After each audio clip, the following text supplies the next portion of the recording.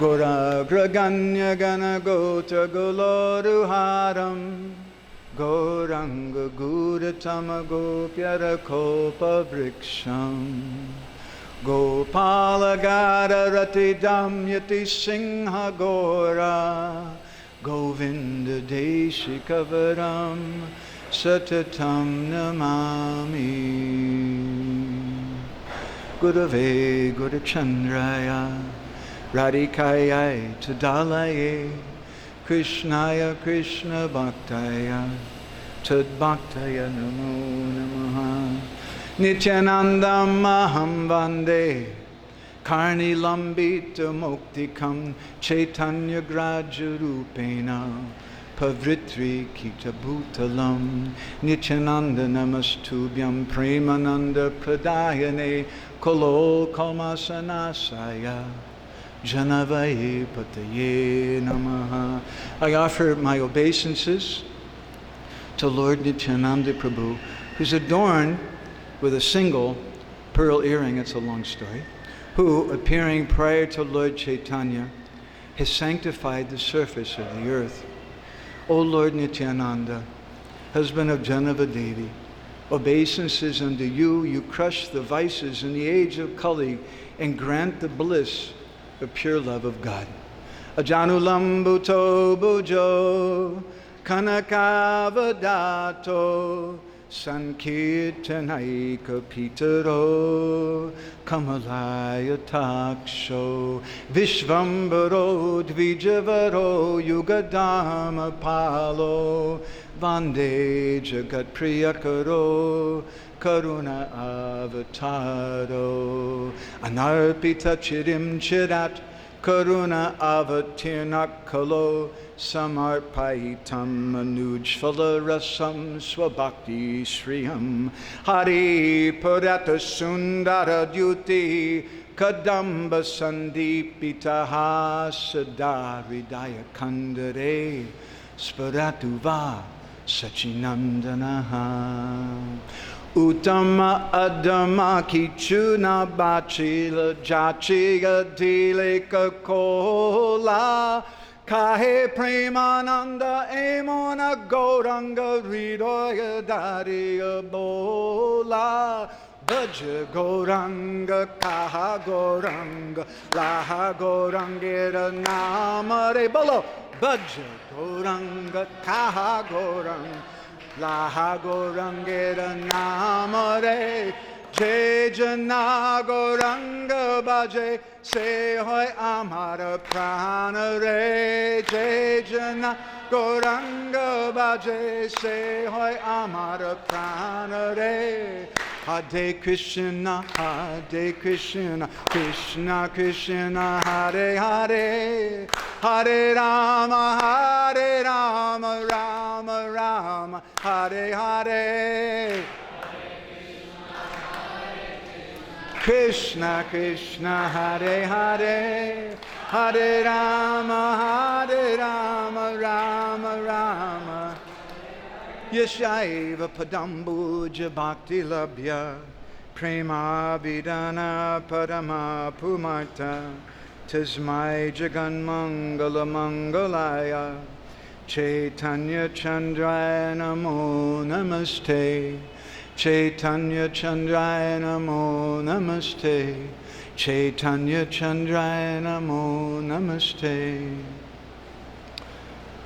Vanchakalpatarubhischa Kripa sindhubhya eva cha Patitanam pavanebhyo Vaishnavebhyo namo namaha Jai Shri Krishna Chaitanya Prabhu Nityananda Shri Advaita Gadadhar Shri Vasadi Gaura Bhakta Vrinda Hare Krishna, Krishna Krishna, Hare Hare, Hare Rama, Rama Rama, Hare Hare. The song that we just sang has a very wonderful and very deep purport. It actually really needs to be explained. I've done that many, many times on different occasions, but today our time is a little limited and we have a very big subject before us. So I'd like to just go straight to reading from Chaitanya Charitamrita, Anchalila, chapter 6, which Prabhupada is titled, Lord Chaitanya Meets Raghunath Das Goswami.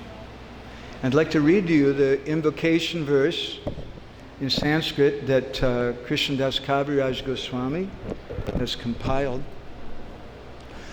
Krita gunarya kugrihanda kupad Kripa gunarya kughanda kugrihanda kupad Udhiritya bhangya raghunata das Nyasa swarupe vidade nankagam Shri Krishna Chaitanyam Amham prapadye. With the ropes of his causeless mercy, Sri Krishna Chaitanya Mahaprabhu employed a trick to deliver Raghunath Das Goswami from the blind well of contemptible family life.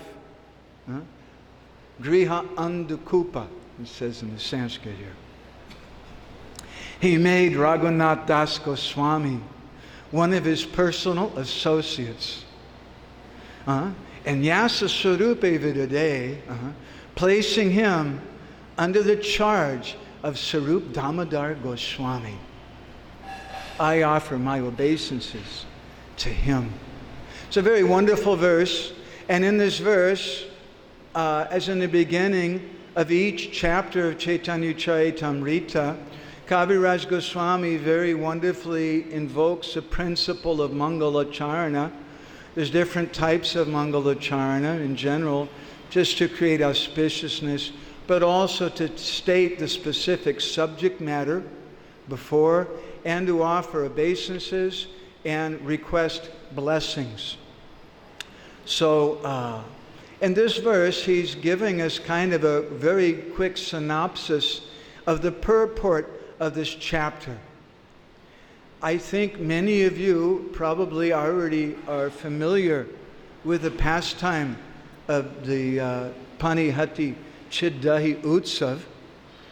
I'll tell the story today, don't worry. But I would like to go a little bit more into some of the purport around it. Because when we have some katha in our temples, it's not a class like in the university. And it's not a sermon like for those of you who have been to church before. It's not like that. Krishna Katha, as they would say in the 60s and 70s from America where I'm from, should be a happening. It should be something which is reciprocal. Actually, according to the Skanda Purana, there's a very wonderful description there that whenever someone begins, I don't know if I could find the verse, very nice verse, whenever someone begins to speak some Krishna Katha, then Krishna immediately goes there. And not just by himself, but he goes there, he says, with the gopis. So it's a service. It's a kind of deity worship.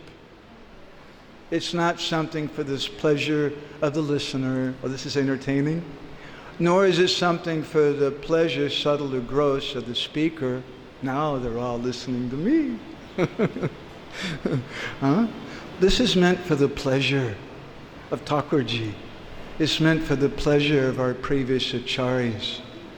And we all come together with this every day as a service. So we need to contemplate what we're speaking about and what is the purpose of it. It has to be something which is relevant. Not just some nice entertaining stories, and yeah, that's purifying to hear. But what has it got to do with me? And what relevance does it have to my spiritual life? Because Don't think these are just ordinary books of paper and ink. But these books are living persons. Krishna Tulya Bhagavata Vibhu Sarvashroy. The Bhagavatam, the Chaitanya Charitamrita, the manifestations of Krishna. And Krishna will speak to us through the pages of these literatures if we just give some proper oral reception. So, having said all of that, our purpose today in speaking on this subject, we'd like to try to speak something about the process of obtaining the mercy of the Lord. And a few other important subject matters that also come up, all of which are actually very, very vast and would require many, many days to properly discuss. We'll just touch on them to give them a little respect. We'd like to also speak about renunciation, because that's a very primary subject of this chapter, about the life of Raghunath Das Goswami and how it is that we should take shelter of the Lord and what renunciation means in Gaudiya Vaishnavism. It's not the same as renunciation in the line of Shankaracharya or in some other yoga group or something like that. What is renunciation? How do we approach the Lord?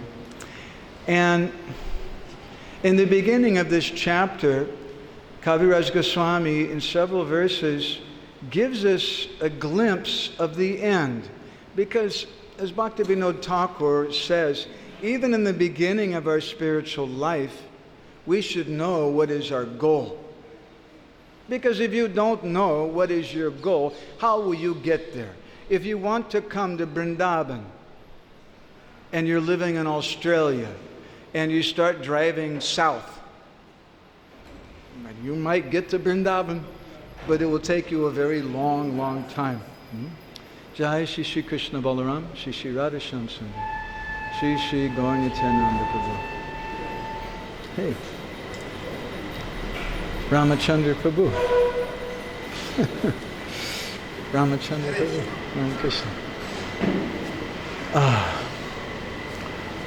So he, in the very beginning, he evokes a picture of the Gambhira. And he speaks about Mahaprabhu's condition in the Gambhira and how he's being consoled by Sarup Damodar Goswami and Roy Ramananda.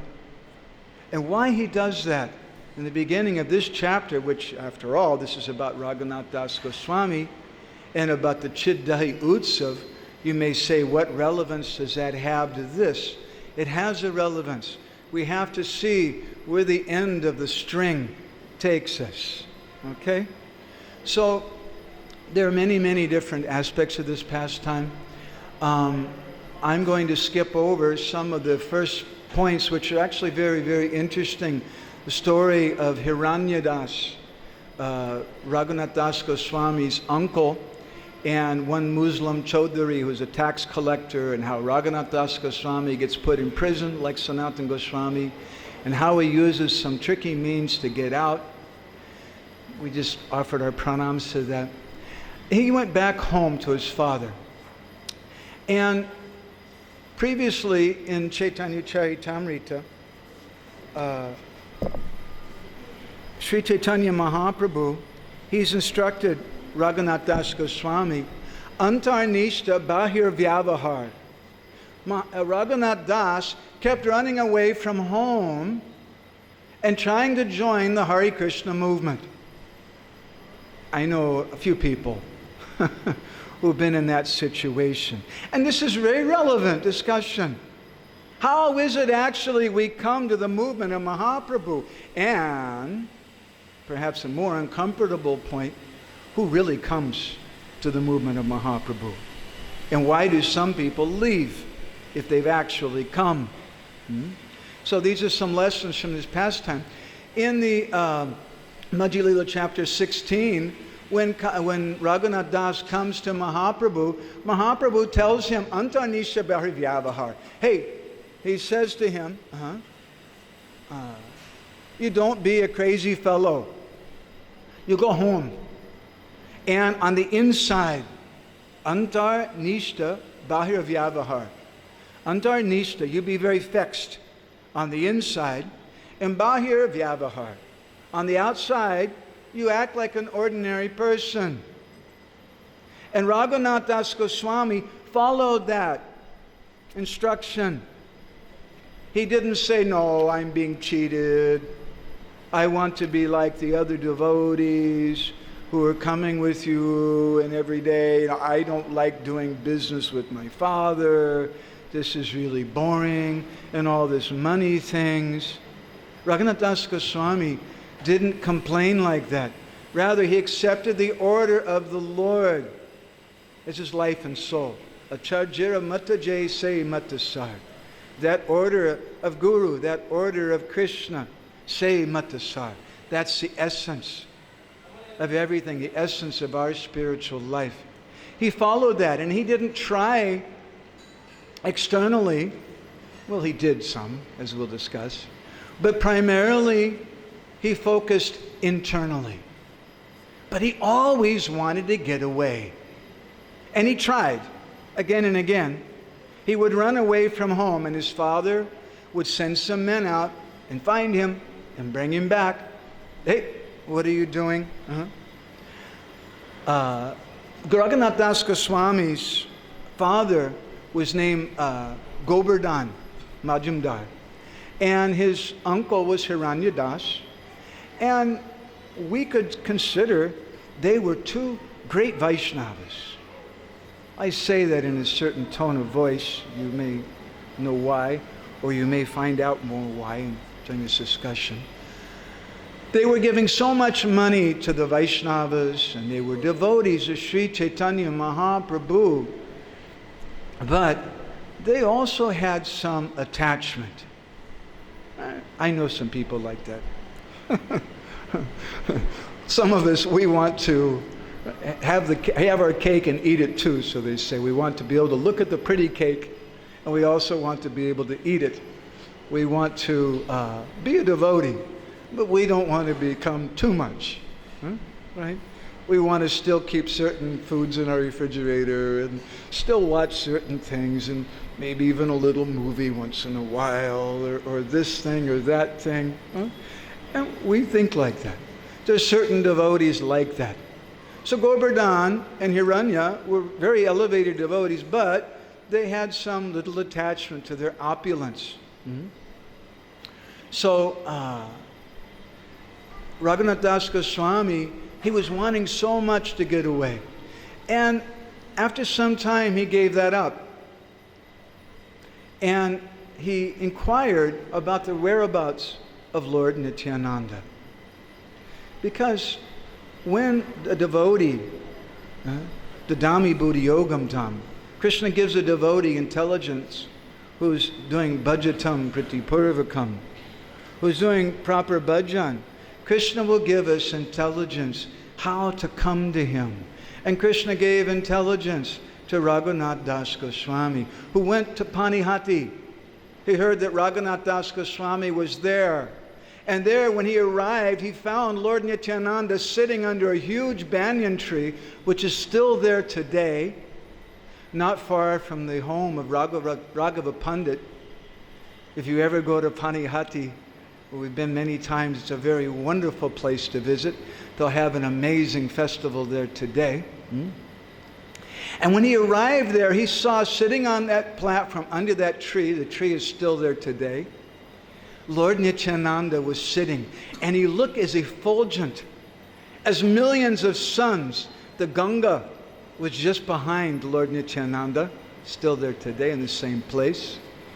And surrounding Lord Nityananda, like many moons, many stars surrounding the moon, were so many of his elevated associates like Abhiram Thakur and Udanandat Thakur and other great devotees of Lord Nityananda. And Raghunath Das Goswami went there, and he felt very shy. This is Lord Nityananda. Who am I? He offered obeisances from a distance, and Lord Nityananda said, hey, who is that? Bring him here. And they brought Raghunath Das Goswami up there. And Lord Nityananda chastised him. Said, you are a thief. You're trying to steal from me. You're trying to offer obeisances from a distance, and you think, I don't see what you're doing. But I see what you're doing. Now I'm going to punish you. And I'm going to give you a punishment that you deserve. I want you to organize a festival of chipped rice and dahi, yogurt. And you invite all the devotees to this festival.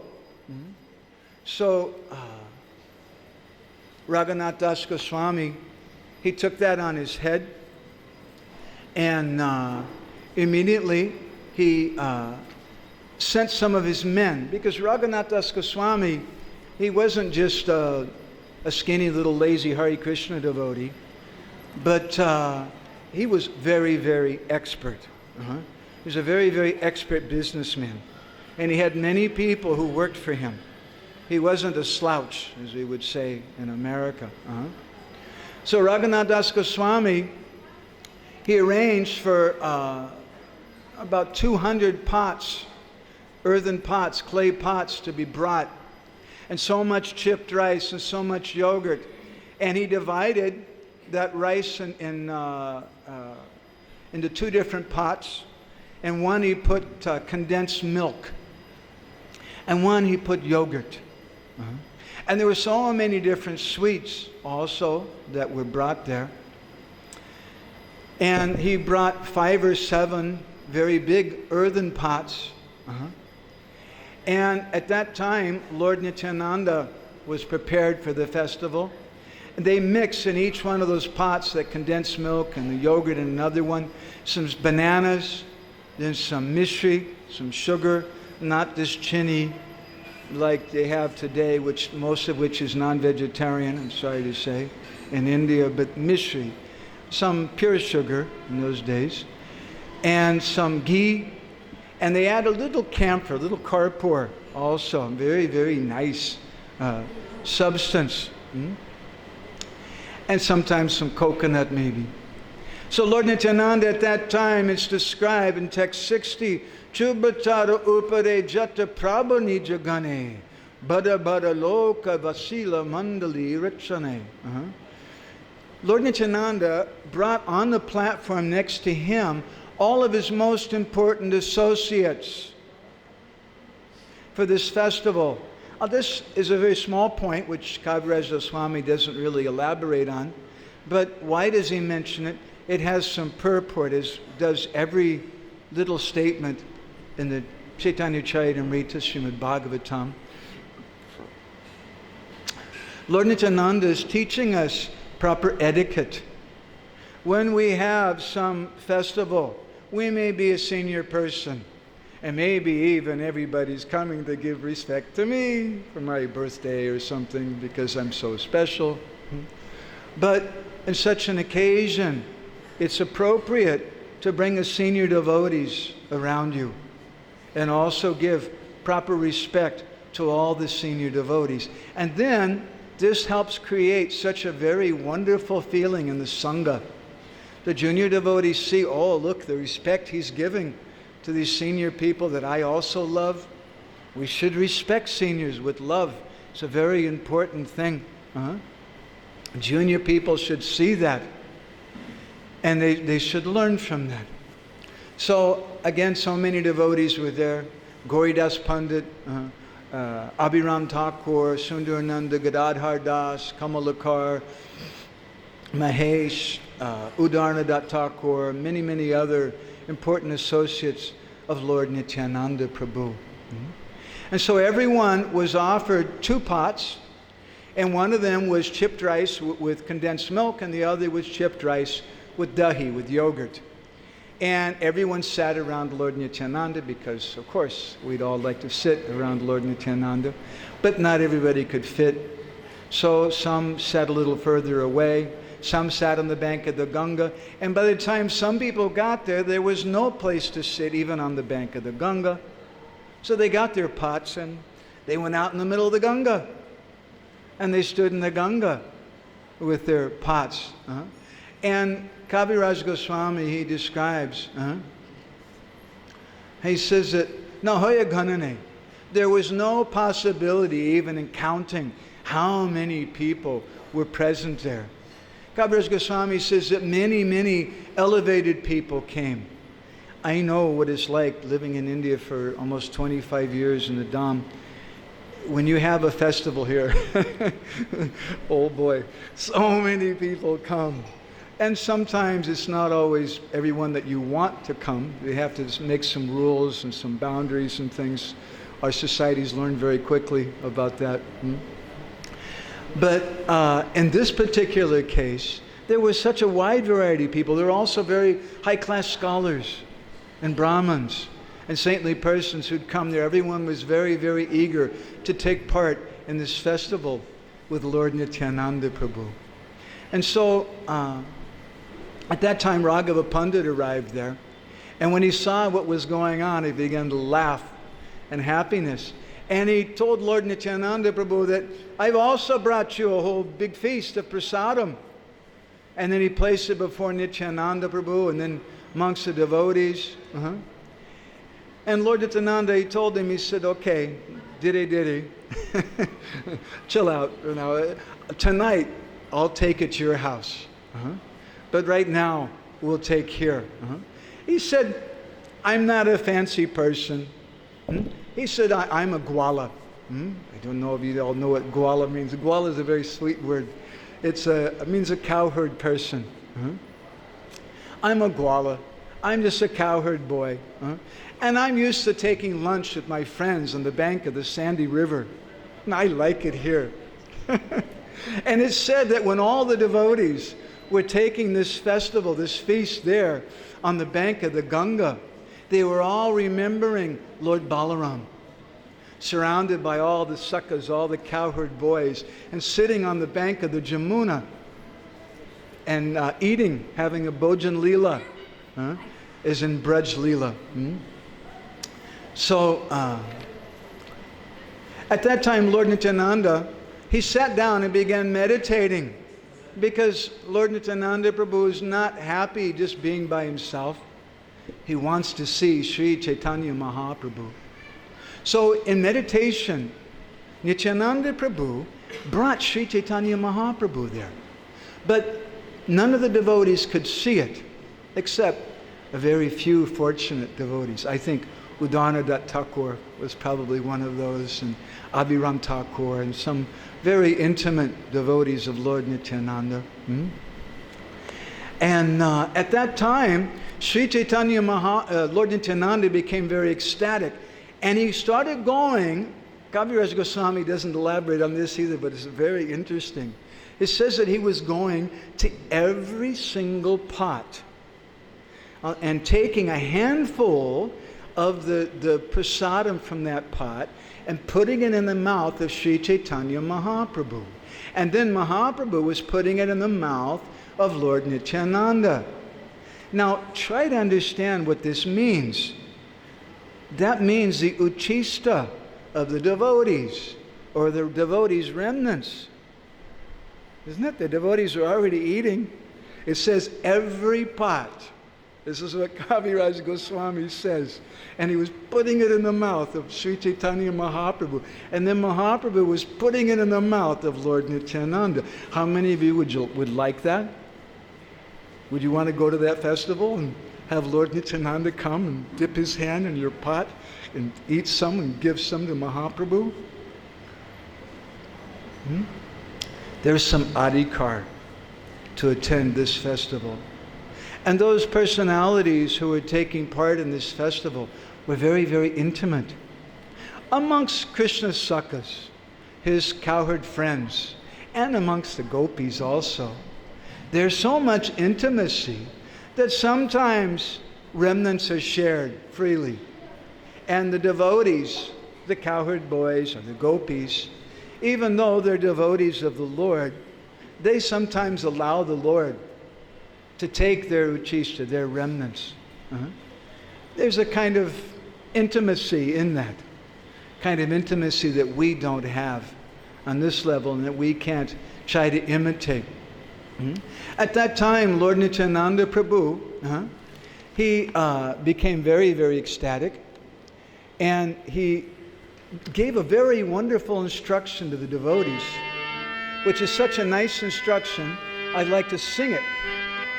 And maybe you can chant Hare Krishna in response.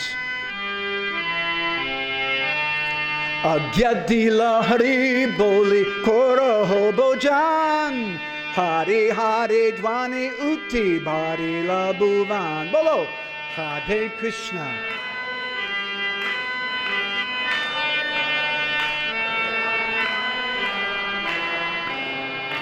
But please, everybody, you can help me a little.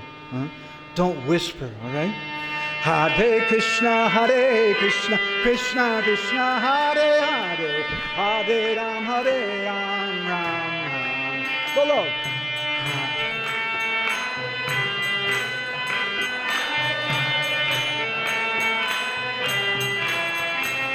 If you're going to take a feast with Lord Nityananda Prabhu, and Lord Nityananda Prabhu tells you, chant, chant, you don't say, Hare Krishna, Krishna Krishna, Hare Hare.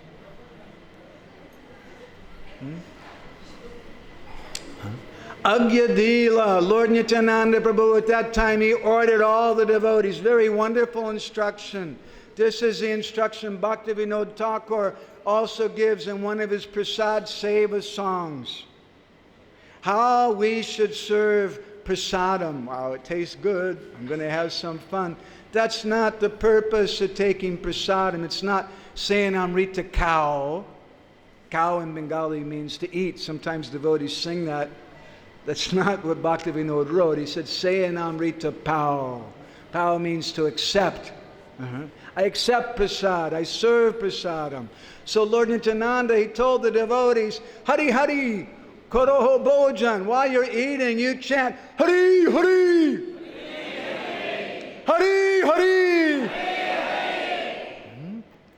Hari Hari Dwani Utti Bharilo Bhuvan. And immediately the holy names resounded so loud, it said it filled the entire universe. This is taking prasadam with Lord Nityananda Prabhu. The devotees became so ecstatic. Bhaktivinoda, in one of his Prasad Seva songs, he gives an instruction. He says that when you take prasadam, kunti bhojana, he says, you should take all the way up to the neck. I don't think that's very practical every day, but at least maybe for festivals. Now, a question arises, why does he say up to the neck? Why not up to the mouth or something like that? Because you leave a little room for chanting. He's following instruction here given by Lord Nityananda Prabhu here at the wonderful festival of chipped rice. So that evening, all the devotees, they went to the house of Raghava Pandit. I won't go so much into that pastime. There's so many wonderful details in that also. And it's also mentioned, another interesting point, that when the local shopkeepers saw, when the local people saw this festival going on, like, whoa, this looks really good. And many, many people started coming. And whoever came, Lord Raghunath Das Goswami arranged for prasadam for everyone. It was very, very expert service. It was so expertly arranged by Raghunath Das Goswami. And this was something very dear to Srila Prabhupada. When Prabhupada went to Tirupati with the devotees, he instructed the devotees that we should learn management like they do here in Tirupati. How many of you been to Tirupati? Raise your hand. You go to Tirumala, the hill on top. Oh my God. The streets are so clean you can eat off them practically any time. I've never seen anything like it anywhere in India. The things are organized in such a pukka way. Prabhupada liked good organization. Lord Nityananda, he likes good organization. And Raghunath Das Goswami, as a good servant, he didn't say, anyway, I'm just going to chant Hare Krishna and just become a devotee now. But no, he used all of his managerial skills and all of his resources to serve Lord Nityananda, and very significantly, to serve the devotees. And at the house of Raghava Pandit, something very important happened. One thing happened, the Lord Nityananda Prabhu, he started dancing in ecstasy because he saw that Sri Chaitanya Mahaprabhu had come there to that place. And after the kirtan, because every festival, it's not just a feast, we should have kirtan also. Sometimes people say, oh, you come to our house and have prasadam. I say, thank you very much, but only if we'll do a little kirtan, some kirtan. Otherwise, I don't like to go to your house just to eat. It's not a good thing. So the festival is kirtan and prasadam, kunti bhojan, a little room for chanting also. So after the kirtan, and they had more prasadam, and all the devotees then, they requested Raghava Pandit, Raghunath Das Goswami, to take prasad because he was serving everyone. He wasn't taking. And Raghava Pandit told him, no, don't worry about him. He'll take prasad later. And so then all the devotees, they were chanting, they washed their hands and mouths, and they got up and left. And then Raghava Pandit, he brought some of the remnants from the plate of Sri Chaitanya Mahaprabhu and Lord Nityananda. And he gave them to Raghunath Das Goswami. And he said, you take these. And he said, by taking this, you'll get the mercy that you can leave family life. And Raghunath Das Goswami, he accepted that. And Raghava Pandit told him, Lord Nityananda told him that the Lord, Sri Chaitanya Mahaprabhu, was very, very pleased with you. I should tell a little more. The next day, Raghunath Das Goswami went, and it's very significant, in text 127, he approached Lord Nityananda, but he went through a particular door. In Bengali, dvara means door. So that word is used in text 127, that Raghunath Das went through a particular door to approach Lord Nityananda. What was that door? Raghava Pandita Dvara, Kaila Nibedan. He approached Lord Nityananda, Kaila Nibedan, and he submitted his desire. But he didn't just approach him on his own. He did it through Raghava Pandit. And this is how we get the blessings of the Lord. And what was the statement of Raghunath Das Goswami? Did he come to the Lord and say, well, here I am, and you're pretty lucky. You know, I'm the son of Govardhan and a nephew of Hiranyadas. And I come from maybe the most wealthy family in West Bengal, multi-billionaires. And you'll be really lucky to get me as a follower. He didn't approach like that. What did he say? Adhamma pamaramui. Sorry. Adhamma pamaramui hina jivadam. Mora icha hoya pana chaitanya charan. Bolo. Hare Krishna, Hare Krishna.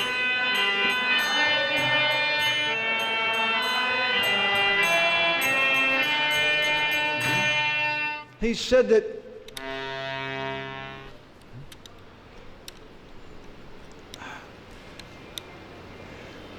I'm the most fallen person. He said there's no person. What happened?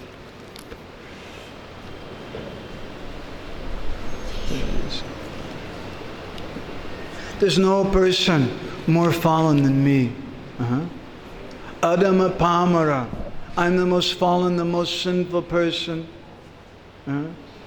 This is our qualification to approach the Lord. There's a very wonderful verse. Pasanchaham oho nityam paraparada dharma kahaksamashamam hare radha dehi me sadhu dharmakam. That, my dear Srimati Radharani, it's time to be a little honest. Pasanchaham. And I have to frankly admit, Ami pasandi. I am a pasandi. What is pasandi in Sanskrit? Pasandi has a number of meanings. Pasandi is an unpleasant word. It means someone who is an atheist. It also means someone who is a pretender, someone who is acting like something that they're not. Pasanchaham. Aho, not just sometimes either. Aho nityam. I'm always like this. And not only that, it gets worse. Paraparada dharmakaha. My nature is to always commit offense to everyone else. Kshamashamam hare radha. O Srimati Radharani, please, please be merciful to me. Dehi me sadhu dharmakam. And make me into a saintly person. It was with this mood that Raghunath Das Goswami approached Lord Nityananda. And he didn't approach him on his own, but he always approached him through the devotees. And as we'll hear more, he always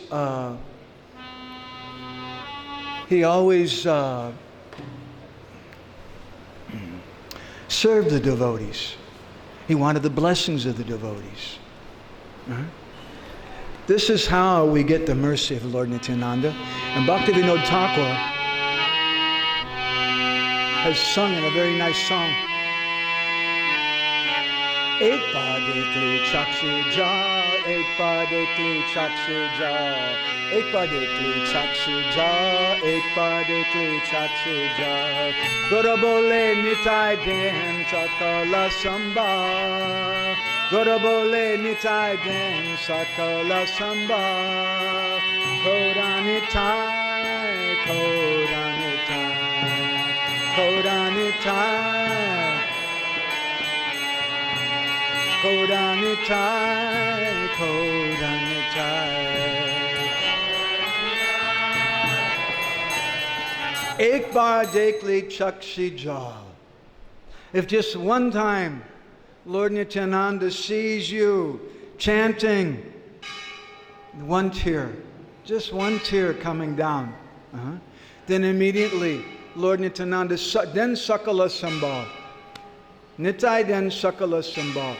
He immediately gives all strength, all spiritual strength to that person. He gives shelter to that devotee.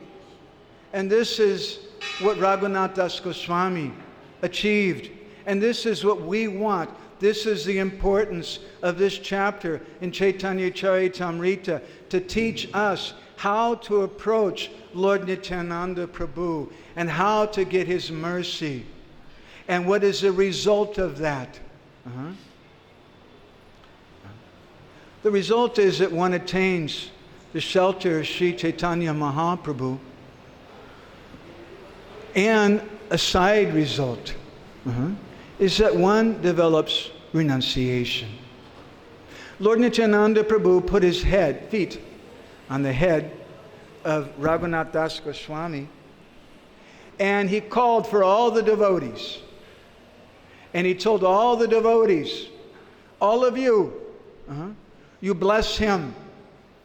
And all the devotees gave blessings to Raghunath Das Goswami. And then the festival was over, the program was over, and Raghunath Das Goswami went to speak something in secret to Raghava Pandit, not in front of everybody.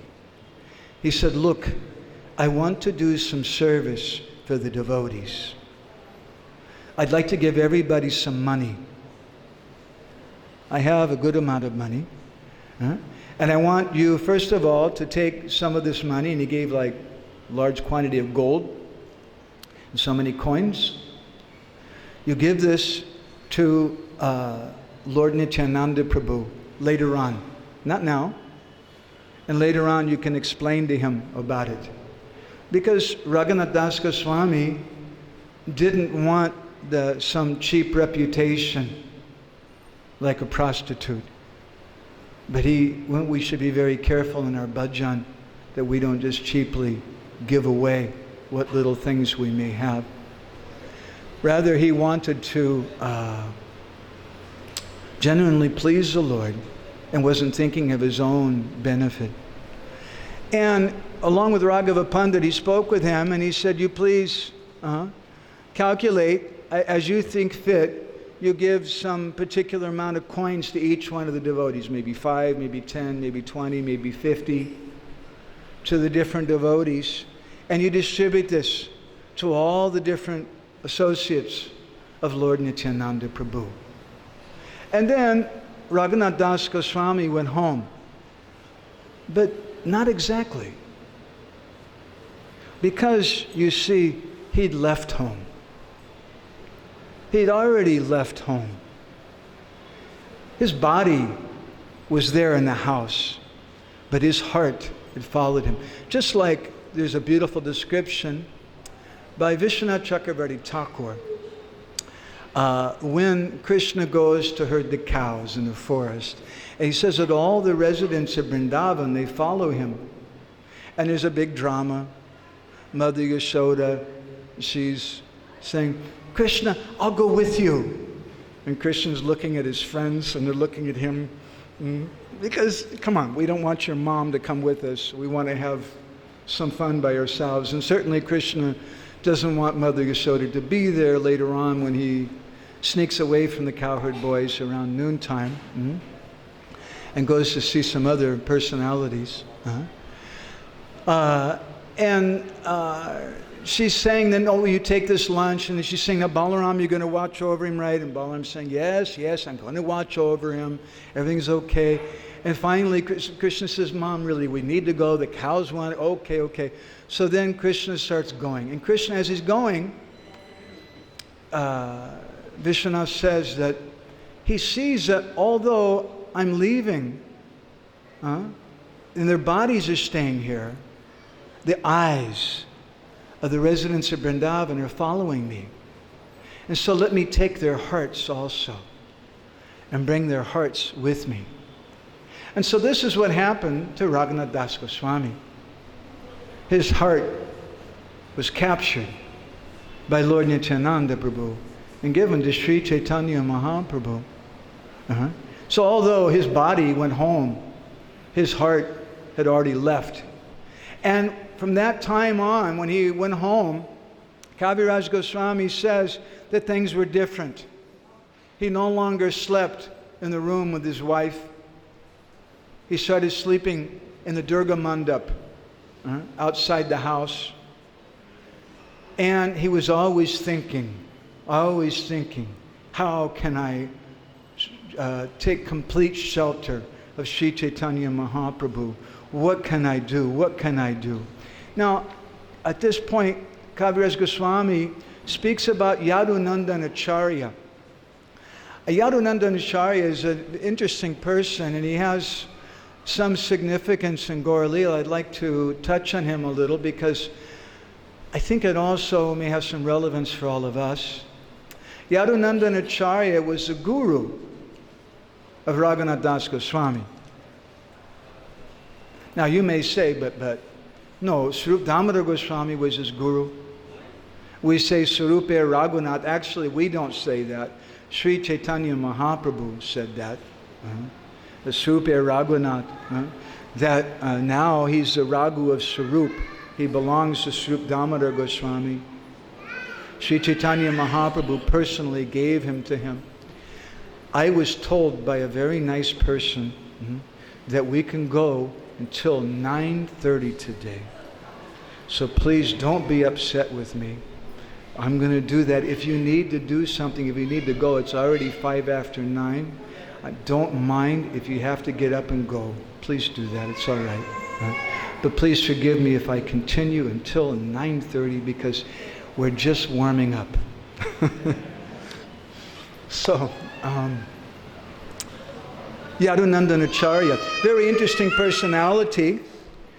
Prabhupada says that he was the family guru, but actually it says he was a Purohit, the priest. But he was a great personality. Don't think he was just some official kind of guru. Yadunandanacharya was a disciple, direct disciple of Advaita Acharya. He was a very intimate friend and gotten the mercy of Vasudev Dutt. In fact, some people say that he was actually a disciple of Vasudev Dutt and was very close with Advaita, one or the other. Chaitanya Charitamrita Prabhupada says that he was initiated by Advaita. He was also intimate friends with Haridas Thakur. He was a very special devotee on his own. And Raghunath Das Goswami never, although he became Sarupa Raghunath, he became the Raghunath of Sarup. He took shelter of Sup Damodar Goswami, who became his life and soul. Raghunath Das Goswami always gave respect to Yadunandanacharya. And I'll give you an example. There's a wonderful book which was very dear to Srila Bhaktisiddhanta Saraswati Thakur, and which is quoted many times in Chaitanya Charitamrita. It's called Vilap Kusumanjali. Some people say it's the last writing of Raghunath Das Goswami. I heard a very beautiful explanation of it once, which I think is very appropriate, that Vilap Kusumanjali is the echo of Mahaprabhu's crying in the Gambhira. It's Raghunath Das Goswami's personal feelings after being affected so intently by Mahaprabhu's bhajan and Gambhira. I hope we get a chance to approach that subject matter also. That's a topic we'd like to get to today. So in the fourth verse in the Mangalacharya, which was Vilap Kusumanjali, he offers obeisances to Yadunandanacharya. Prabhu api Yadunandana jaya esha priya Yadunandana natta prabhava swayamatula kripamrita bhishekam mama kritavam stam aham gurum prapadye. He says, he's my guru. I surrender to him. He's my master, my Prabhu. And he's a very dear devotee. Unnata Prabhava. He's a very powerful person. And he's been sprinkling me with so much wonderful nectar and mercy. So why this little detour about Yadunandanacharya? Yadunandanacharya has a very interesting role in this pastime, because it seems almost like he's an impediment to Raghunath Das Goswami coming to the Lord. Or if not an impediment, at least someone who's not actively assisting him. And it seems that Yadunandanacharya, it's not said exactly, but it kind of seems implied that he was working under the guidance of Govardhan Majumdar, the father of Raghunath Das Goswami, who was a very big man, and he had different priests. And Yadunandanacharya was a humble priest. He was also a great devotee. So Raghunath Das Goswami accepted him as his guru, and it's a very interesting relationship. Although you may say, oh, he's just a Kula guru, he's a lower person, and he should just give him up and just take shelter of Sup Damodar Goswami. Sup Damodar Goswami is a much higher Vaishnava. This is not our Vaishnava principle. Many times our acharyas have quoted a verse from the Mahabharata. I don't know the whole shlok, maybe some of you do. It begins with Guru Apyapiliptasya. It's spoken by Bhishma Dev to his guru Parshuram when he's rejecting him. Because Bhishma Dev, Parshuram was ordering him, you have to marry this beautiful girl Amba. She's crying. You may know the story. It's a long story. You have to marry Amba. And Bhishma Dev is saying, no, Guru Maharaj, I'm sorry. I won't do it. And then finally he says that I'm going to reject my guru.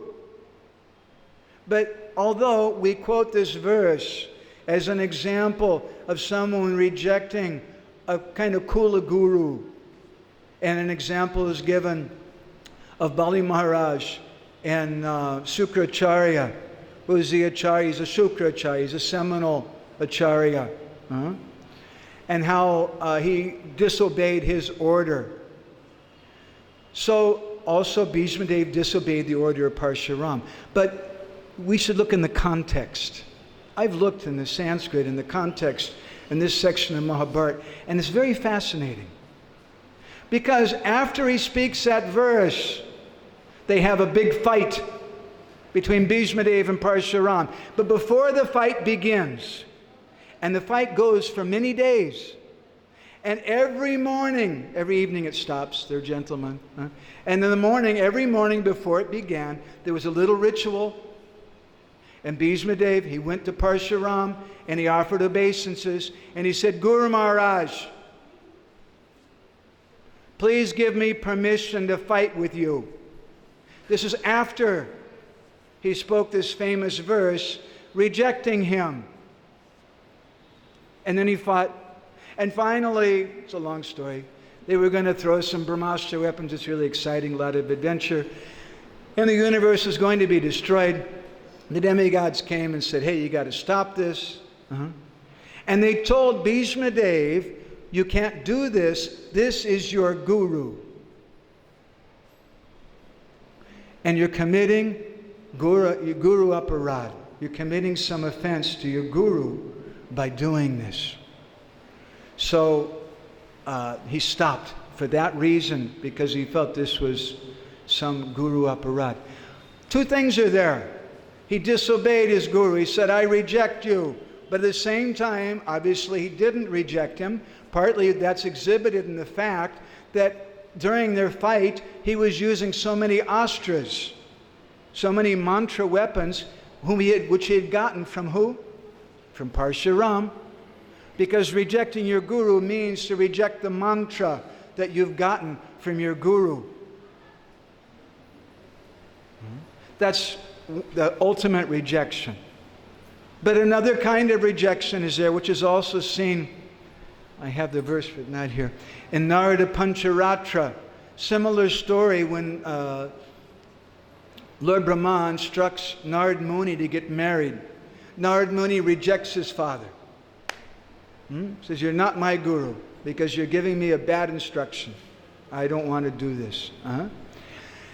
And then the verse says, the word, I don't remember all the Sanskrit, but this one part of the verse says, Sat Sishya. A bona fide disciple will give up such a guru. Now, I have a little problem with that. It's like saying a bona fide wife will give up a bad husband. All right, but hello, I have a question. How is she a wife if she's given up her husband? And how are you a disciple if you've given up your guru? So it's a little bit of both. Because you've given up that particular instruction of Gurudev. But you're still accepting Gurudev's mantra. And you're still giving respect to that.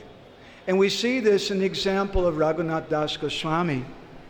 Although Swarupa Raghunath, he was the Raghu of Swarup. He belonged to Swarup Damodar Goswami. He was his life and soul. He always gave his pranams to his Gurudev, Yadunandan Acharya. He wasn't embarrassed, oh, I have a low-class guru. I don't want to talk about him. He's a fall-down guru. Or he's not so impressive. I just want to talk about this high-class guru over here. One person, whoever occupies our heart, my Guru Maharaj once said, is your main guru. But still, we always give respect to whoever has helped us. So this is a lesson from Yadunandan Acharya's position in this pastime. So, Yadunandan Acharya had a number of disciples who he was engaging in deity worship, and there was one of them who had quit his services. So one day, Yadunandanacharya called for Raghunath Das Goswami and said, Raghunath, I want your help. Apparently Raghunath Das Goswami was a very convincing person, or a very powerful person. I want you to come and preach to this disciple of mine and convince him that he should take up his service again. Yes, Guru Maharaj. So he went with his Guru Yadunandanacharya, and they spoke with that disciple and convinced him to take up the service again. And then Yadunandanacharya, by this time it was evening, his house was a little ways away from the home of Raghunath Das, and they arrived there. And Yadunandan said, so I'm going to take rest. Now Raghunath Das said, yes, I'll go home. And he left in more ways than one. And he went to his real home. And Raghunath Das Goswami left, and there's some wonderful description given in Chaitanya Charitamrita, which Kaviraj Goswami, we may question, why does he mention this particular point? Again and again he mentions that when Raghunath Das Goswami left home, he was completely fixed in thinking of the lotus feet of Lord Nityananda and Sri Chaitanya Mahaprabhu. And he was just running for them. This is renunciation. It's not that when he was leaving home, he was kind of thinking, well, maybe I should check and see if the water pump was turned on first this morning before I go, or did I pay the bills? Is my wife going to be in trouble? He wasn't going away and thinking about what he was leaving. He wasn't going away and thinking about his wife. He wasn't thinking about renunciation at all. He was just thinking about the Lord. And this is renunciation in Gaudiya Vaishnavism. It's not external. There's a story. Once a sick man was there. He had some skin rash. He was itching. And at the same time, he had a bad cough. And he was coughing up blood. So he went to the Vaidya, the doctor, and the doctor took his pulse, and he prescribed for him 2 medicines. He said, I'm going to give you a white pill and a red pill.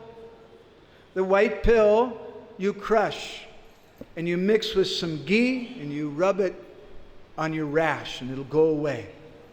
The white pill is for the outside. And the red pill is for the inside. You swallow that because it was very serious, the coughing up the blood.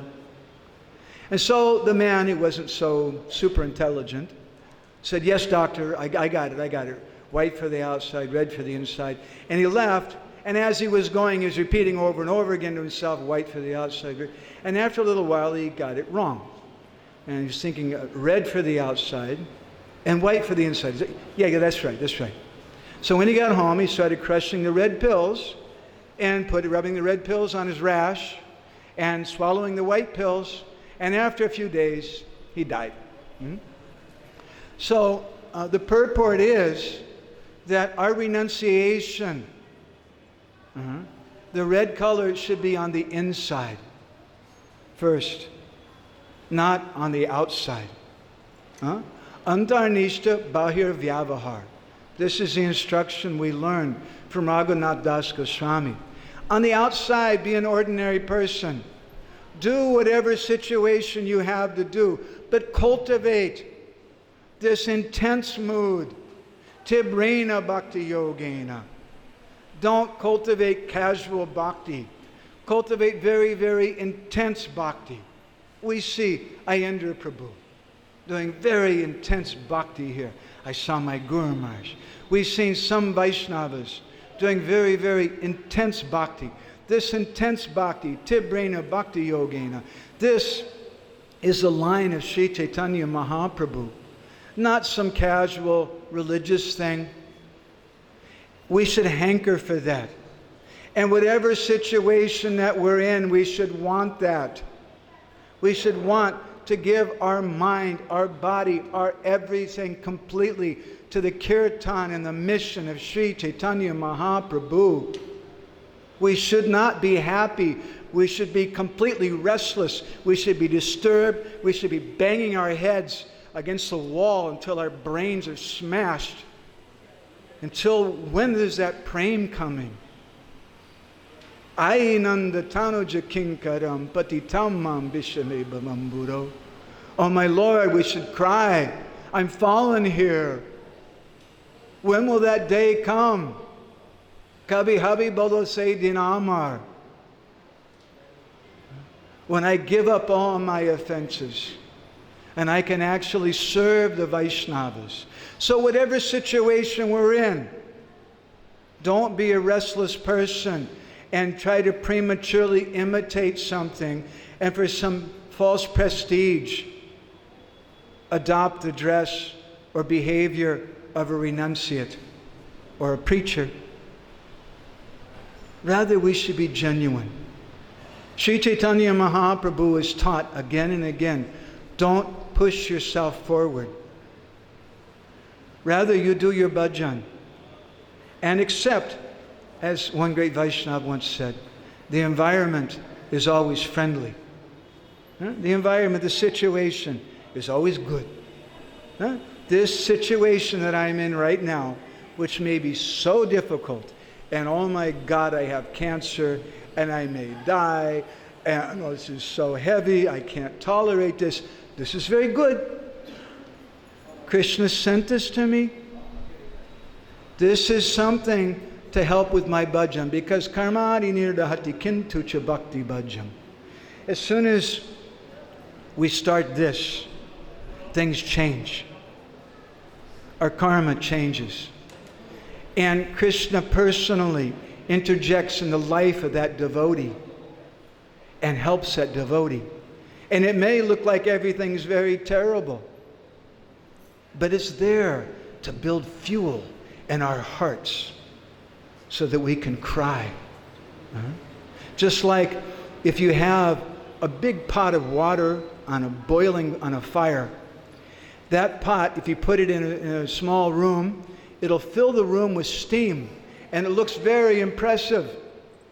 If you put a tight lid on that pot, it doesn't look very impressive at all.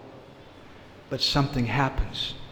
The pot starts shaking and quivering. And after some time, if the lid is tight enough, the pot will explode. In Sanskrit, this is called udgurna. And therefore, Sri Chaitanya Mahaprabhu's bhajan is described to be like a golden volcano. Sri Chaitanya Mahaprabhu was erupting. It wasn't that Krishna Nam was just coming from his lips, as the poet is singing in the song we were singing originally. But it was coming very deep from his heart. So Raghunath Das Goswami became completely renounced. It took him 12 days to arrive in Jagannath Puri. He took the side roads. He didn't go on the big roads. He purposely avoided going with Shivananda Sain and the other party of devotees because he knew they'll find me, they'll catch me if I do that. So he went on the small paths between the villages. Took him 12 days to walk. I think he was running quite a bit. From just near Kolkata, we've also been to the Shripad of Raghunath Das Goswami, to Jagannath Puri. And out of those 12 days, Kaviraj Goswami says he managed to eat 3 of them. And he says sometimes he was eating fried grains. And sometimes he was given a little milk. Sometimes he fasted, and he didn't care because he was a madman for Sri Chaitanya Mahaprabhu. This is wanted. This is a lesson we learn from this chapter. So he arrived in Jagannath Puri, and Sri Chaitanya Mahaprabhu immediately embraced him. And at that time, Sri Chaitanya Mahaprabhu gave him to Raghunath, to Swarup Damodar Goswami. And he announced to everyone that Swarup Raghunath, from now on, Raghunath Das is the Raghu of Swarup. He belongs to Swarup Damodar Goswami. It has a purport. Swarup Damodar Goswami is the Lita in Krishna Lila. And Swarup Damodar Goswami is one of the most intimate associates of Mahaprabhu in the Gambhira, in Jagannath Puri. The last 12 years of his life, Sri Chaitanya Mahaprabhu locked himself in a small room, and God locked him in himself in a room and cried for himself in a very, very esoteric way, with the help of two devotees primarily, Swarup Damodar and Ramananda Roy. And that Swarup Damodar was being assisted by Raghunath Das Goswami, who was privy to all those pastimes in the Gambhira, who was able to see what was the Lord's innermost desire and how to fulfill that desire. And because he had seen that thing, Raghunath Das Goswami later came here to Vrindavan Dham after Sri Chaitanya Mahaprabhu left, and he took shelter of Rupa and Sanatan. And later, after they left, he took shelter of Radha Kund. And he spoke most of the information we have in the Antya-lila of Chaitanya Charitamrita. If it wasn't for Raghunath Das Goswami, we wouldn't know all those things. He was such an intimate devotee. When he arrived there, Kaviraj Goswami says that for the first 5 days, Govinda, Mahaprabhu's servant, was giving Raghunath Das Mahaprabhu's remnants. That's pretty good. Wouldn't mind that, huh? But after 5 days, Raghunath Das Goswami said, "Thank you very much. That's enough." And he didn't say anything. He went to the Singadwara gate in front of the Jagannath Mandir. And he just stood there. And sometimes, no doubt, some people would spit on him maybe. Some people might smile at him. Somebody might give him a little prasadam. It's a common thing, Kaviraj Goswami notes, and we see even this day. Many times beggars are standing outside the Singadwara gate in Jagannath Puri.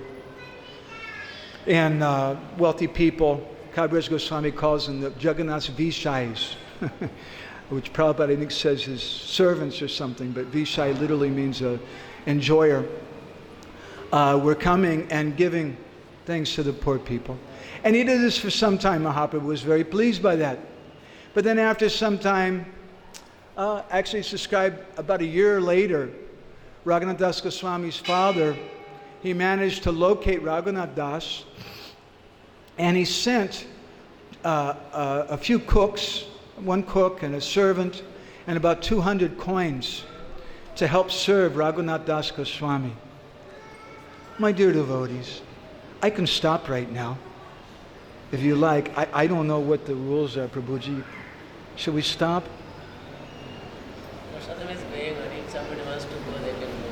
Okay, so we can say that? Okay, so please forgive me again.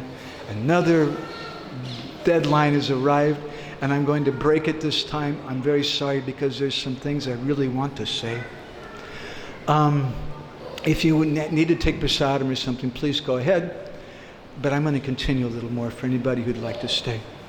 So he sent some money and some servants to Raghunath Das, and Raghunath Das refused them. No. Now I've left home. I've left these things. I won't accept them. But then he thought to himself, oh, maybe there's some use to this. And so he accepted a little of the money, and he arranged for some cooking for Sri Chaitanya Mahaprabhu. And he started regularly feeding Sri Chaitanya Mahaprabhu. But after a couple of years of that, he stopped. And Mahaprabhu asked Swarup Damodar, who knew the heart of Raghunath Das, why did Raghunath Das stop calling me for a meal? And Swarup, he told Mahaprabhu that because He knew that it's not good to accept money from materialistic people to serve the devotees, to serve the Lord. It's not proper renunciation. Now, sometimes we have a little bit of a hard time with that. There's a nice story in this regard I told last week, or week before, I think, to some other group, that because sometimes we just want to collect a lot of money, and Srila Prabhupada certainly wasn't shy at all about taking money from materialistic people and using it in Christian service. He said, very good, we should do it, but we should understand some principles about it.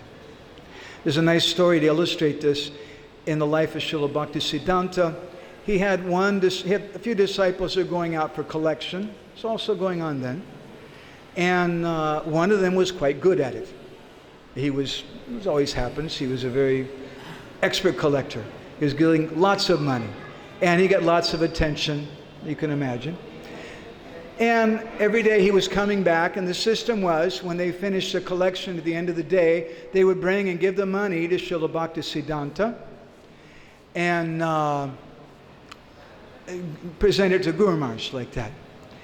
And so at the end of one day, he came back, and that day he thought to himself, I need to get a bar of soap, or maybe some toothpaste or some little thing. Those days it was a few annas, a few paisa, just like nothing. So he kept just a very, very small, a few pennies kind of thing from the collection. I'm not going to ask Guru Maharaj for this. And he gave the money to Srila Bhaktisiddhanta, except for that little bit. And Srila Bhaktisiddhanta said, did you give the money? He said, yes, Guru Maharaj. He said, did you give all the money? Yes, Guru Maharaj. Did you give all the money? He said, well, Guru Maharaj, I kept a couple of paisa for a little soap or something. Please forgive me. Why did you do that? Who told you to do that? Nonsense. Give me that. And perhaps that devotee for a moment, who knows what he might have been thinking? Guru Maharaj is a little attached, isn't he? Sadhu Sabadan. And be careful what we think of Guru and Sadhu. And Srila Bhaktisiddhanta took that money and then he gave it back to him. And he told him, I can digest this, but you can't. This money comes from materialistic people. And Srila Prabhupada writes in her purport in the second canto, Srimad Bhagavatam, that in our movement, our devotees are collecting a lot of money, but they should be very, very careful not to waste one paisa of it on their own sense gratification.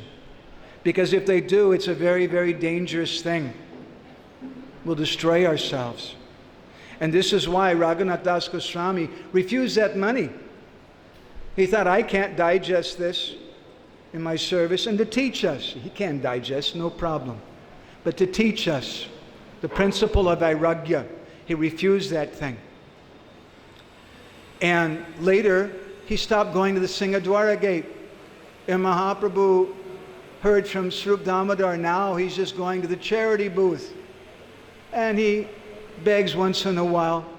And it's very interesting, Mahaprabhu's comment about that. He said that this is very, very good. He said that this business of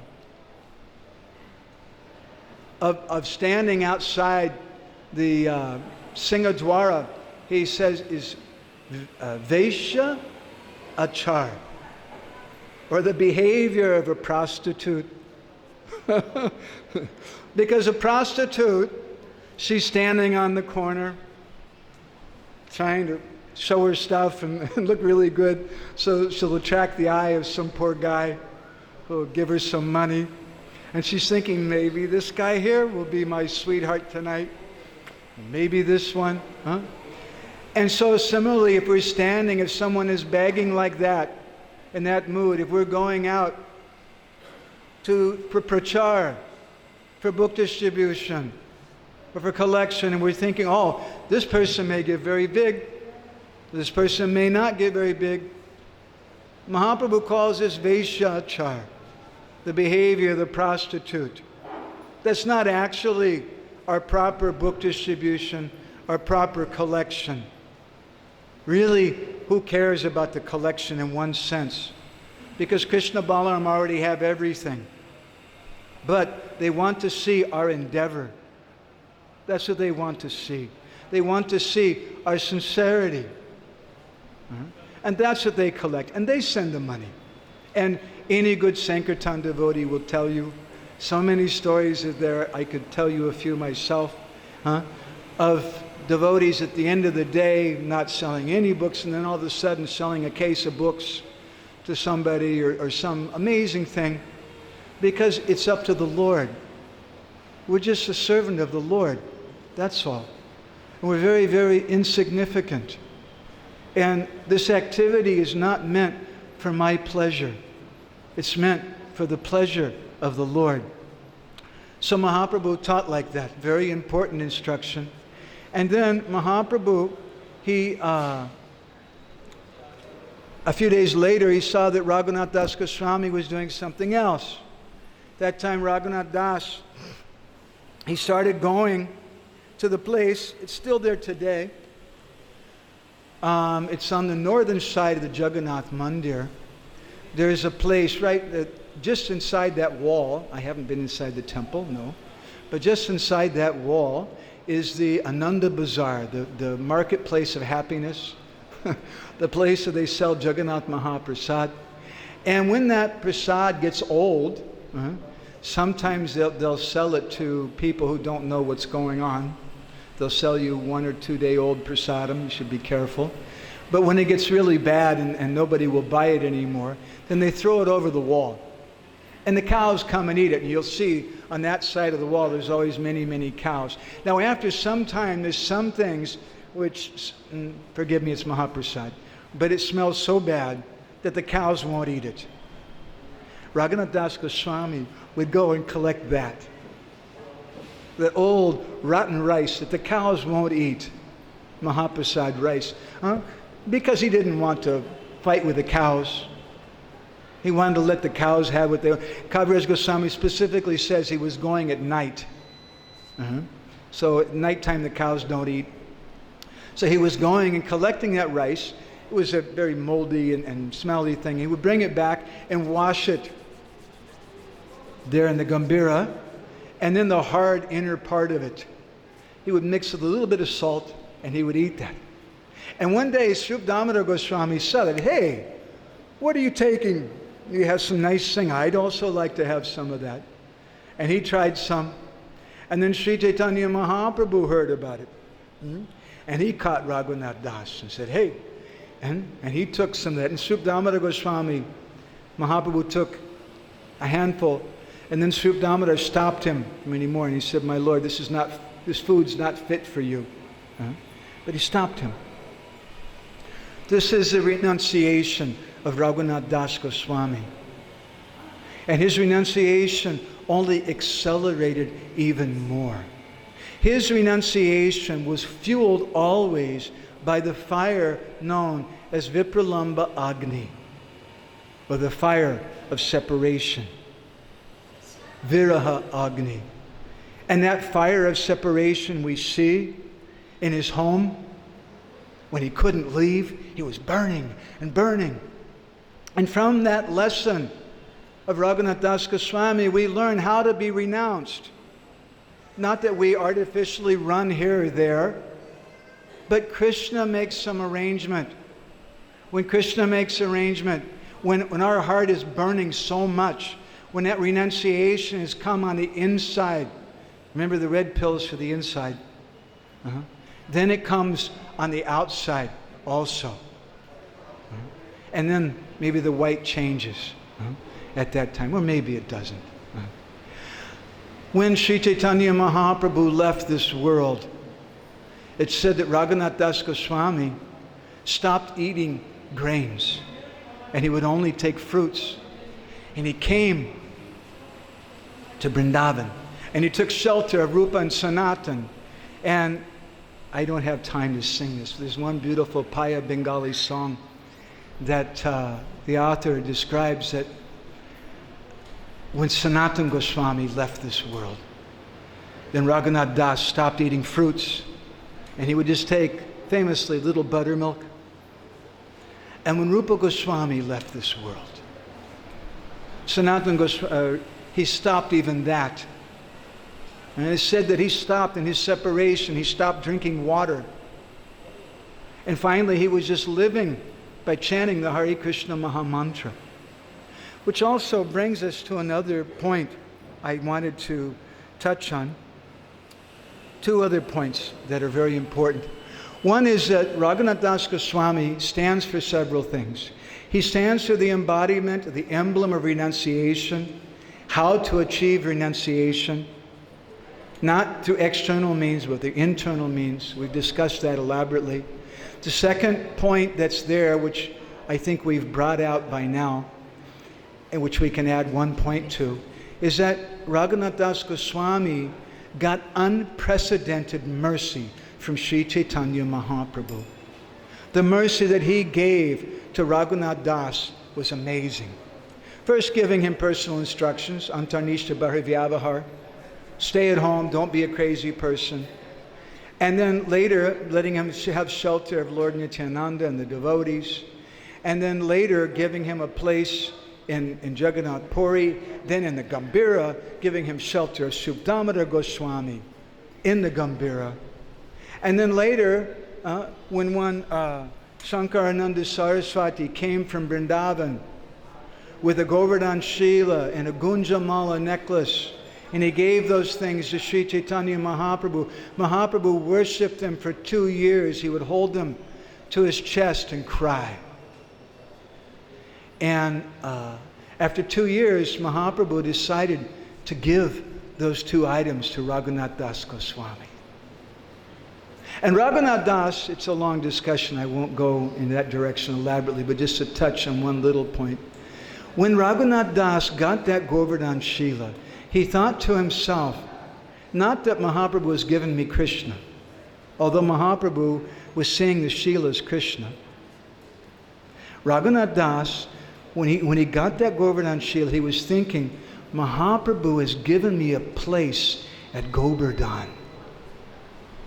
And then, when Mahaprabhu left this world, he came to Vrindavan. Mahaprabhu gave him Vrindavan. Mahaprabhu gave him the Sangha of Rupa and Sanatan. Mahaprabhu gave him Radhakund. He got so much amazing mercy. Why? Who is Sri Damodar Goswami? Raghunath Das Goswami. It's a very long discussion. I won't go in that direction so much. In the Gaur-Govindarchana Smarana Padati, the Dhyan Chandra Goswami, the disciple of Gopal Guru Goswami, he describes that Krishna has 16, he's Purna, he has 16 Shaktis in Braj. And he lists those Shaktis. Those Shaktis are certain personalities. Who are those 16 Shaktis?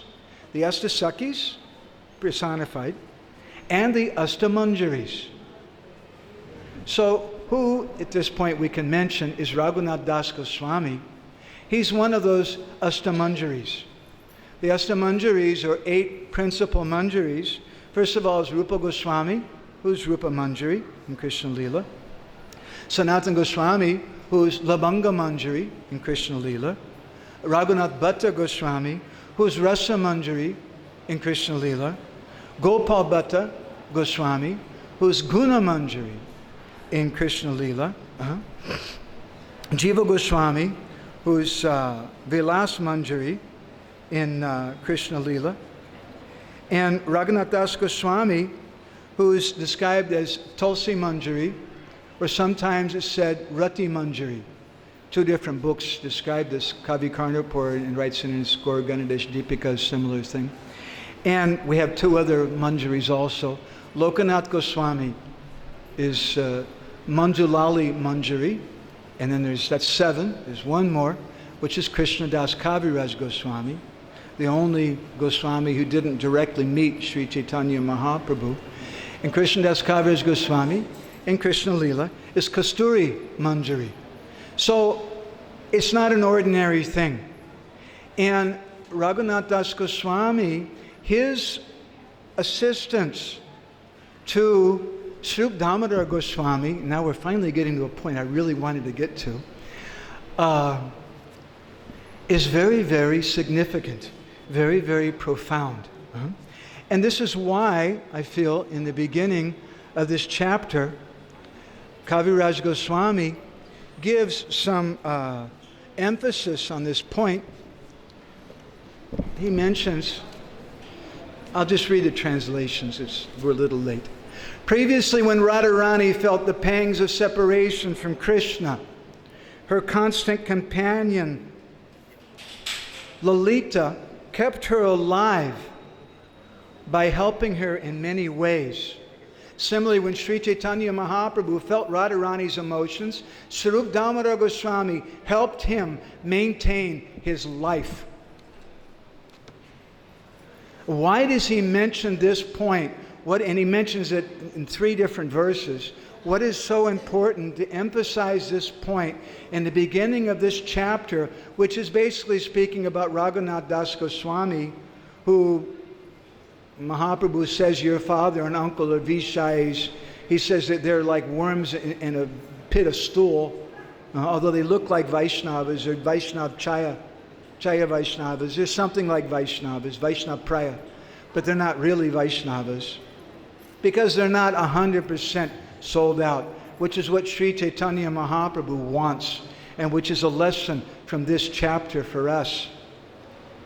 So why, if that's the emphasis then, all this discussion in the beginning about Mahaprabhu's mood in the Gambhira and Swarup Damodar Goswami's role in helping Mahaprabhu? It says pointedly here that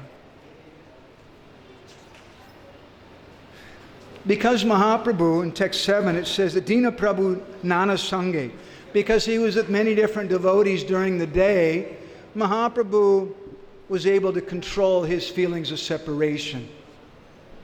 His mind was distracted by so many other devotees coming to see him. But at night, he was alone with Swarup Damodar and Roy Ramananda. And he got to taste something which Krishnadas Kaviraj Goswami describes. I'm going to just touch on. It's a very, very big subject. Could speak on it for many days. Krishnadas Kaviraj Goswami says is the purpose of Gaura Leela. He says that the purpose of Gaura Leela, Shri Radhaya Pranaya Mahima Kidrisovanayaiva Swadyo Yenidbhuta Madhurima Kidrisova Madhya Sokyam Chashyaman and Abhava the Kidrisam Veti Lobit Tabhava Jasamajini Sachi Garba Sindhu Harindu. The 6th verse in the Mangalacharna of Chaitanya Charitamrita, he describes the entire book in one verse. He says that Mahaprabhu, Krishna came as Mahaprabhu for 3 reasons. Shri Radhaya Pranaya Mahima Kidrisam. Kidrisam, he wanted to know what is the Pranaya Mahima, the glory of Radharani's love.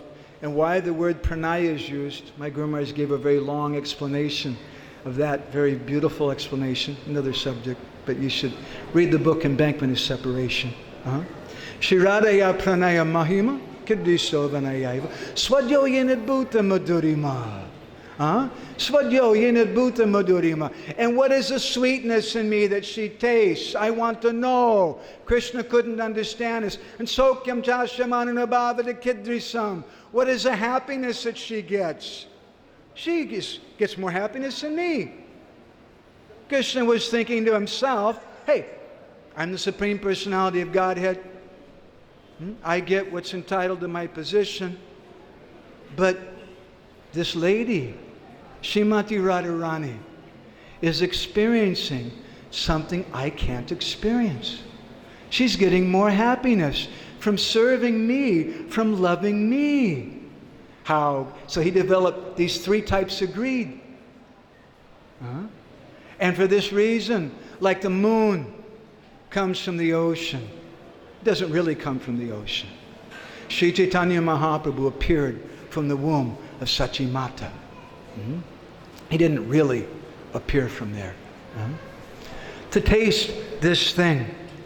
So, this is a very, very important subject. This is a bit of an esoteric subject. Please forgive me. This is something more elevated than I should be able to say. In Oriya, there's a nice saying that, I'm a small person who's trying to speak something very big. I'm trying to speak something very big with a small mouth. So please forgive me. But I feel some obligation to do this for the pleasure of Srila Prabhupada and our Guru Janas. Because some question has come amongst some of the followers of Srila Prabhupada today. What is the proper process of bhajan? And some will say based on this chapter, that really, Prabhu, the best thing is to get the mercy of Lord Nityananda and Sri Chaitanya Mahaprabhu. And there's something, it's very confidential, but there's something that's even higher than the Hare Krishna Mahamantra. And that's chanting the names of Gaura and Nityananda. Very, very nice. And there's many, many examples. And we love to chant the names of Gaura and Nityananda. It's a very, very important thing. But what I chant on my japa is what my Guru has given me. And what I chant on my japa is the Maha Mantra. And this Maha Mantra, it was what Raghunath Das Goswami was reciting 300,000 times a day. There's no record that Raghunath Das Goswami was chanting japa of the names Gaura and Nityananda. Although he was a recipient of the mercy of Lord Nityananda. Why? There's a very mysterious secret behind this. I like to call this, if the devotees bless us, maybe we'll write a book with the same title. We like to call this the kirtan of our sampradaya. The kirtan of our sampradaya is this Hare Krishna Mahamantra. And Sri Chaitanya Mahaprabhu himself in Chaitanya Bhagavat instructed the devotees, Jadi ama prati sneha prati sabakar Tate Krishna Vyakti Rikta Nagai Deyar Bolo Hare Krishna.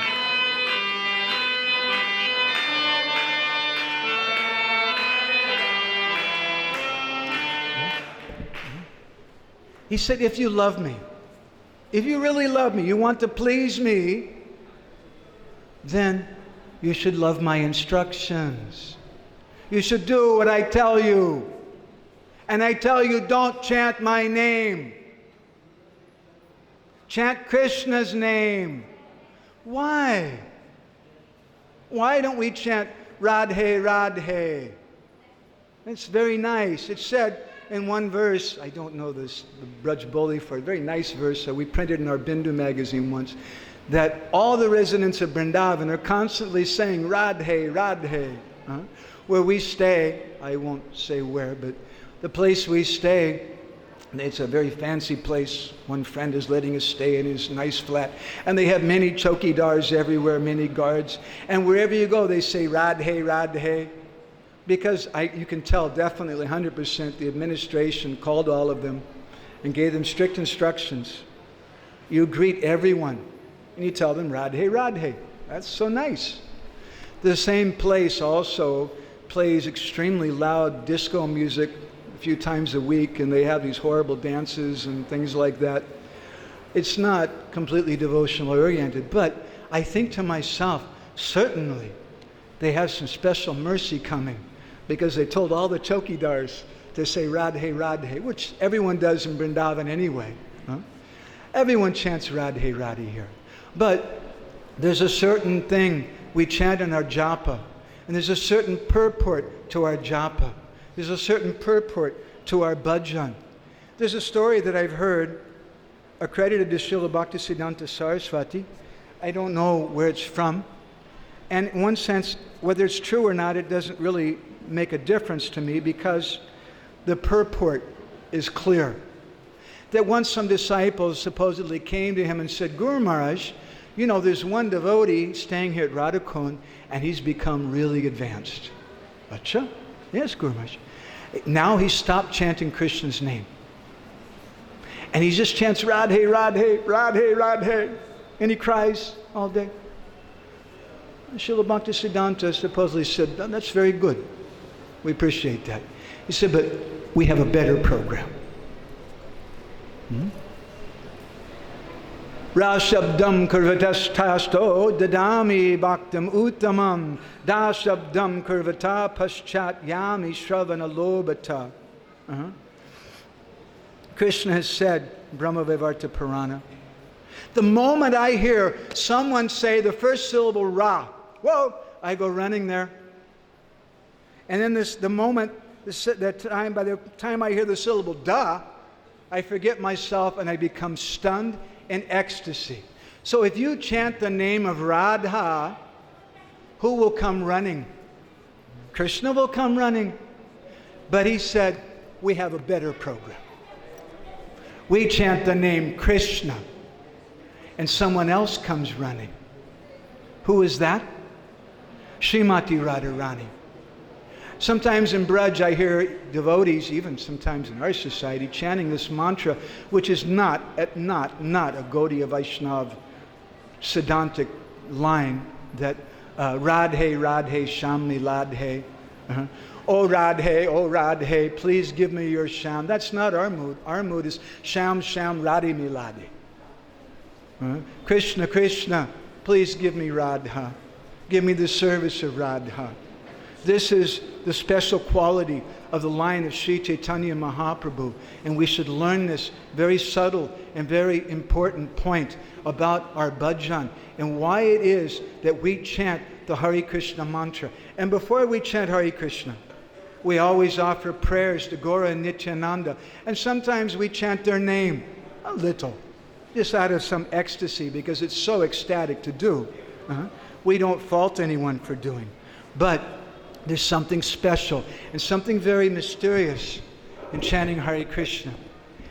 And it began in Vrindavan, like everything. I'd like to sing a few lines from a Bengali song that my Guru Maharaj used to sing. This is a very confidential song. It speaks about the mood of Srimati Radharani after Krishna's left Braj. And it speaks about the time when Radharani has decided, I can't take it anymore. I'm going to die in separation from Krishna.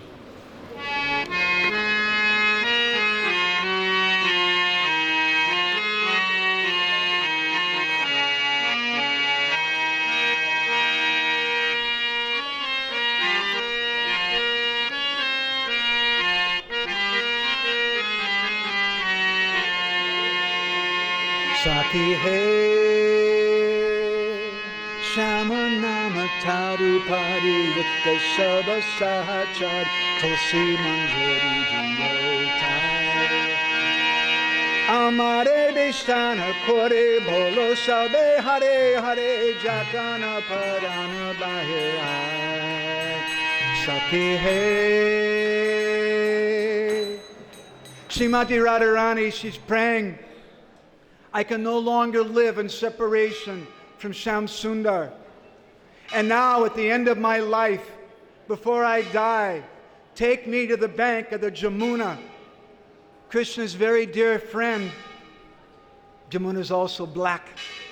And you take the black mud from the Jamuna and smear it all over my body. And in that black mud, you write Shyam, Shyam, Shyam, the names of Krishna.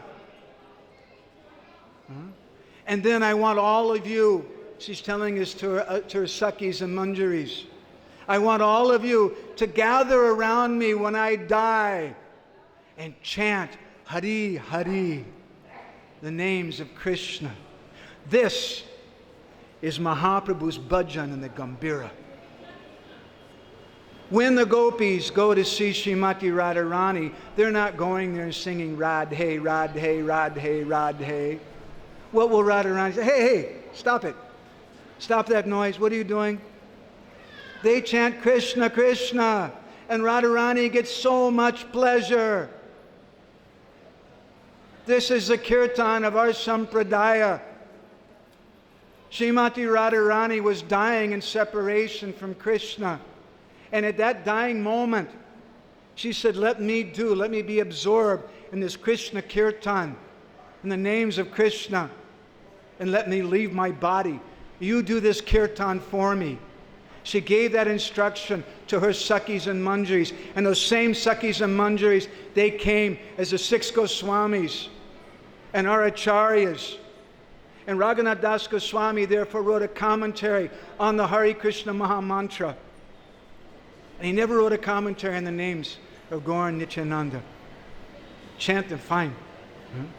But this is the mantra our Gurudev is given. This is the mantra, the bhajan of Mahaprabhu in the Gambhira that Raghunath Das Goswami learned, that Sarup Damodar and Roy Ramananda were doing for Mahaprabhu. They weren't doing Gaura Kirtan. They were doing Krishna Kirtan because Mahaprabhu was in the mood of Srimati Radharani. So this is a few lessons from this pastime. We've really gone late. Thank you all so much for letting me share these things. I finally got it out.